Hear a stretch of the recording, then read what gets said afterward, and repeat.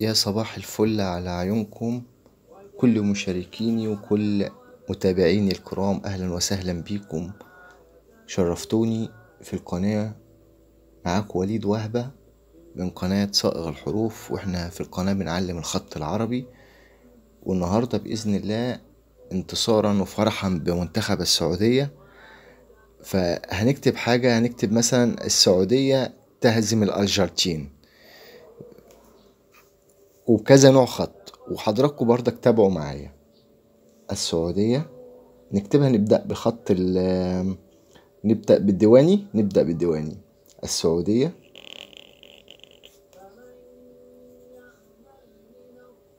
ألف ألف ألف ألف مبروك للمنتخب السعودي، ومليون ألف مبروك للشعب السعودي كله. بجد انتوا فرحتوا الدنيا كلها.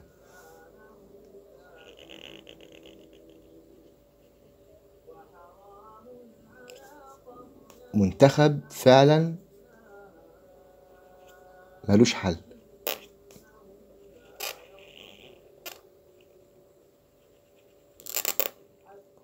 وبجد كله كوم، والجون كوم تاني خالص. الجون ده منتخب لوحده والله العظيم.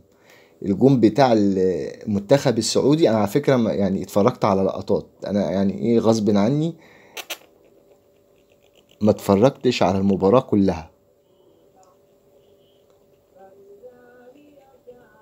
بس والله اللقطات اتفرجت عليها، انا انبهرت بالجون بجد.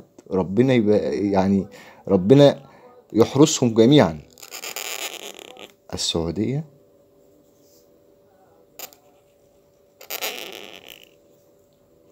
انا حاسس ان خط حلو قوي. السعودية تهزم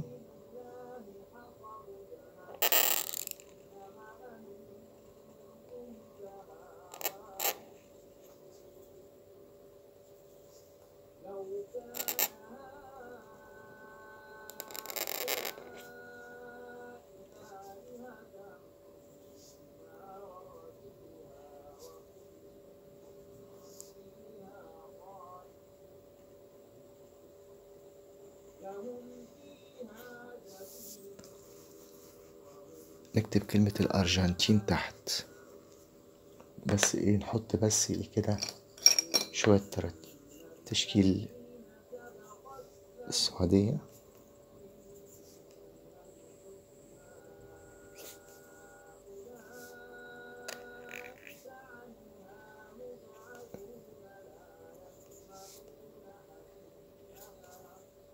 أرجو من حضراتكم يا جماعة اللي حابب يتعلم الخط العربي أو عشاق الخط العربي، احنا هنا هنعمل برضك لوحات وتابلوهات، ازاي تصمم لوحة، ازاي تعمل تصميم للخط الكوفي، جميع أنواع الخط عامة.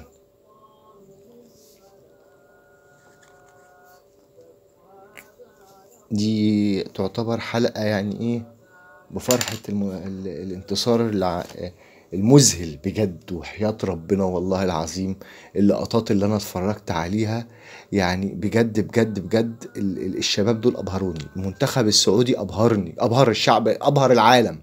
الله اكبر عليهم، ربنا يحرسهم، ربنا يحرسهم. الارجنتين نكتبها بالاسود على قدهم.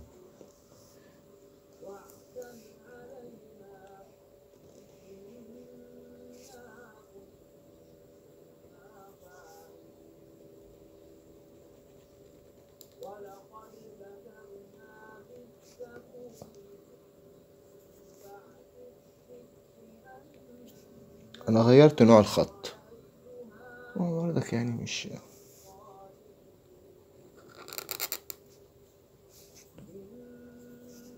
هنساوي برضك المنتخب الأرجنتيني بالمنتخب، معلش يعني السعودي يعني مش أي يعني.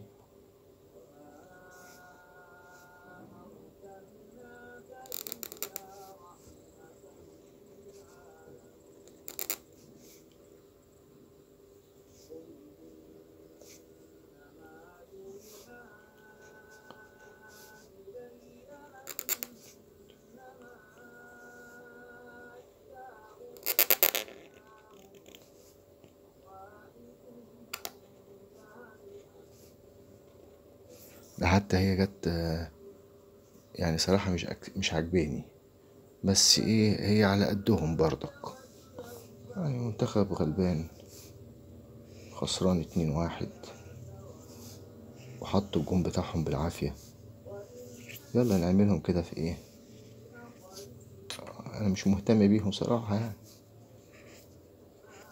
مش عايزة تطلع حلوة صراحة. هي دي من نفسي من جوه.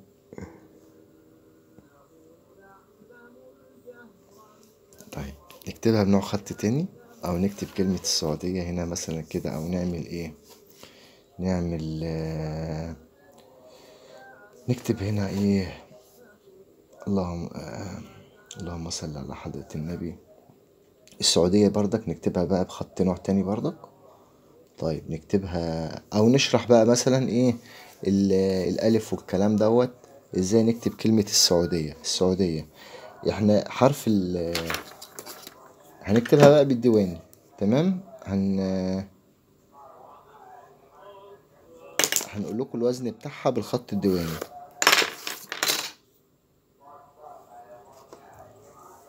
السعودية ادي الالف، الالف دي يا جماعة من فوق لتحت بتبقى من 6 ل7 نقاط. هي هنا جابت معايا 1 2 3 4 5 6، وتعتبر جزء، هي من 6 ل7 نقط. ادي اللام تعتبر زيها بالظبط. السين، السين اهي دي كده نص نقطة، هنا نص نقطة، وهنا لهنا نقطة ونقطة، والعمق ده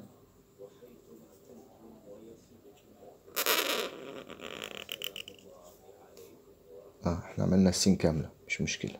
3 نقط هنا، 3 نقط هنا بالمنظر ده.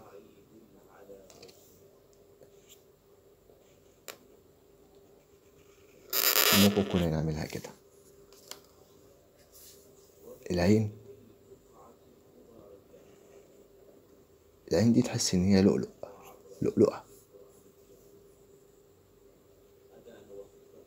بالذات لما يبقى جاي بعديها واو، لان حرف الواو لو هو في حركة كأنه حرف صاعد لفوق وبعدين تنزل بيه خطف لتحت،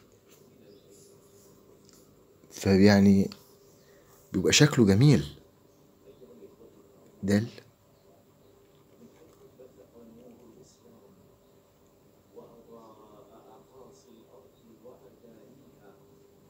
يا جمال النبي صلي عليه. والله الخط العربي ده يعتبر معجزة من المعجزات اللي ربنا سبحانه وتعالى أنعم علينا بها، ونعمة من النعم اللي ربنا أنعم علينا بها. الياء ممكن تيجي كده، أنا عملتها فوق من تحت، هجيبها هنا من فوق من فوق.